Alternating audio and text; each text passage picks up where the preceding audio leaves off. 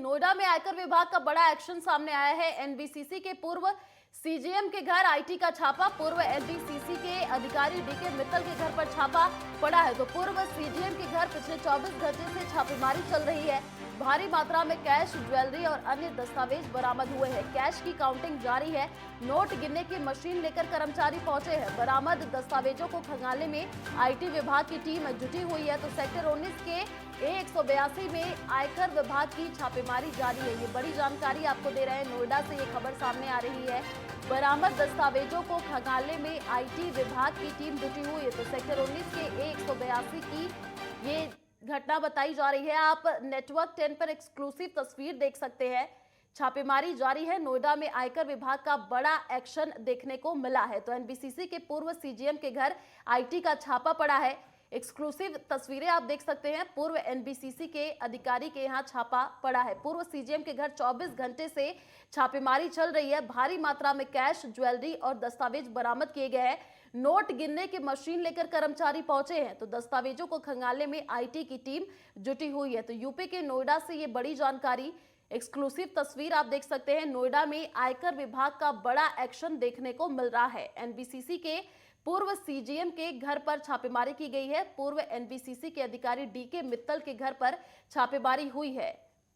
तो 24 घंटे से छापेमारी चल रही है। भारी मात्रा में कैश, ज्वेलरी और दस्तावेज बरामद किए गए हैं। नोट गिनने की मशीन लेकर कर्मचारी पहुंचे हुए हैं। तो दस्तावेजों को खंगालने में आईटी की टीम जुटी हुई है। सेक्टर 19 के 182 में ये छापेमारी की गई है। नोएडा में आयकर विभाग का बड़ा एक्शन देखने को मिला।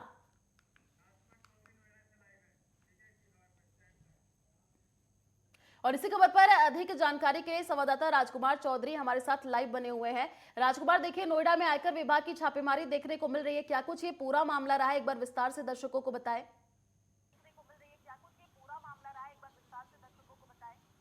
आयुषी, बेसिकली सीबीआई की टीम जो है वो पूरे राष्ट्रीय राजधानी क्षेत्र में जिस तरीके से नियमों को ताक पर रखकर लोगों ने अपने पद का दुरुपयोग किया है, इसकी जांच कर रही थी सीबीआई की टीम। तो एकेजी जो कंपनी है, उस कंपनी के यहाँ पे तकरीबन एक सप्ताह पहले एक छापेमारी हुई और वहाँ से एक डायरी बरामद हुई। जो अंतरंग सूत्रों से जो जानकारी मिली है, सीबीआई के सूत्रों ने इस बात की पुष्टि की है बहुत दबी जुबान में कि वहाँ से एक डायरी मिली। उस डायरी में डीके मित्तल का नाम भी शामिल था कि डीके मित्तल, क्योंकि एनबीसीसी जो है वो सरकारी जितने भी प्रोजेक्ट हैं उन प्रोजेक्टों को बनाने का काम करती है। जितने भी डिफाल्टर हैं इस समय बिल्डर, उन बिल्डरों की बिल्डिंग को पूरा काम करने का जो अधिकार है वो एनबीसीसी की देखरेख में ही चल रहा है। तो इसलिए एनबीसीसी बहुत महत्वपूर्ण हो जाती है। और डीके मित्तल उसके डीजीएम रहे हैं, अब तो रिटायर हो गए हैं, लेकिन उनके यहाँ पे जब उनका नाम मिला तो धीरे धीरे करके सीबीआई थोड़ा आगे बढ़ी और उनके घर पे छापेमारी की गई। छापेमारी करने के बाद जब ये दस्तावेज मिले तो फिर इनकम टैक्स की टीम को भी उसमें शामिल किया गया और अब ये सीबीआई और आयकर विभाग का एक जॉइंट इसको ऑपरेशन कह सकते हैं। अभी तक जो सूत्र बताते हैं तकरीबन 1 करोड़ रुपए की जो बरामदगी है, 1 करोड़ रुपए जो है वो गिने जा चुके हैं और अभी भी गिनती का काम जारी है। कुछ ऐसे दस्तावेज मिले हैं प्रॉपर्टी के जिनके बारे में वो बता नहीं पा रहे। तकरीबन कुछ ज्वेलरी मिली है जिसकी कीमत, अनुमानित कीमत जो है, मैं ध्यान रखेंगे जरा कहीं ना कहीं, क्योंकि जब चीज़ें बाहर निकल के आती हैं, जब प्रेस नोट जारी होगा उसमें क्या चीज़ें निकल के आती हैं इसकी पुष्टि तभी होगी। लेकिन अभी तक जो छन के जो खबरें मिल रही हैं उसमें तकरीबन 1 करोड़ रुपए की ज्वेलरी और 1 करोड़ रुपए कैश गिना जा चुका है। कैश को गिनने का काम अभी भी जारी है। इनकम टैक्स की टीम और सीबीआई की टीम वहाँ पे मौके पे मौजूद है और इस समय सुरक्षा के व्यापक इंतजाम, लोकल पुलिस को भी इसकी इतला दे दी गई है, कमिश्नर को इतला दे दी गई है। तो आसपास पुलिस का घेरा भी धीरे धीरे बढ़ता हुआ दिखेगा। अब ये जांच कब तक चलती है, काउंटिंग कब तक चलती है, ये देखना बड़ा दिलचस्प होगा। जी राजकुमार, देखिए, पिछले 24 घंटे से छापेमारी चल रही है और नोटों को गिनने के लिए यहाँ पर कर्मचारी मशीन लेकर के पहुंचे हैं।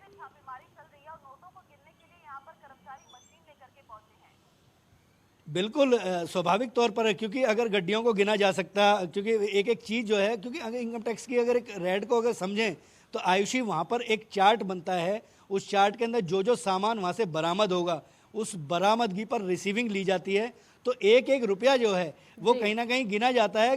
बहुत गहन जो है वो ये जांच होती है, इसीलिए क्योंकि हाथों से गिनना बड़ा मुनासिब नहीं होता। नोटों की संख्या बहुत ज़्यादा है, कई बार रेड बहुत लंबी चलती है, इसलिए इन मशीनों का प्रबंध करने की बात जो है वो अधिकारी कह रहे हैं। क्योंकि लेकिन मशीनें अगर आई हैं तो कैश कहीं ना कहीं और ज़्यादा होने की संभावना से इनकार नहीं किया जा सकता। अगर कैश गिना जा सकता, क्योंकि अगर देखा जाए तो एक मशीन में 1 मिनट के अंदर तकरीबन 2 से 3 गड्डियाँ गिनी जा सकती हैं। अगर जी। उसका अनुमान लगा लिया जाए, फिर उसकी रिसीविंग होती है, एक चार्ट बनता है, कितने नोट, कितने 500 के नोट कितने मिले, 2000 के नोट कितने मिले, 100 के नोट कितने मिले, उनकी सबकी पूरी एक समरी तैयार की जाती है। इसलिए इस जांच को और लंबा या इस इन्वेस्टिगेशन को और लंबा होने की संभावना से इनकार नहीं किया जा सकता। जी देखिए, एनबीसीसी के अधिकारी डीके मित्तल से क्या कोई बातचीत हो पाई है? उन्होंने अपने सफाई के दौरान कुछ कहा है?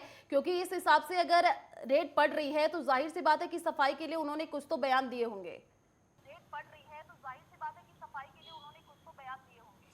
आयुषी, जब कोई कहीं इन्वेस्टिगेशन चलती है तो जब तक जांच प्रक्रिया पूरी ना हो जाए तब तक एक तरह से उस व्यक्ति को हिरासत में लिया जाता है जिसके यहाँ पे जांच चल रही है। तो डीके मित्तल और उनके परिवार के जो लोग हैं उनको कहीं भी अभी बाहर जाने की कोई अनुमति नहीं है। इनकम टैक्स के अधिकारी भी अभी बाहर नहीं आए हैं।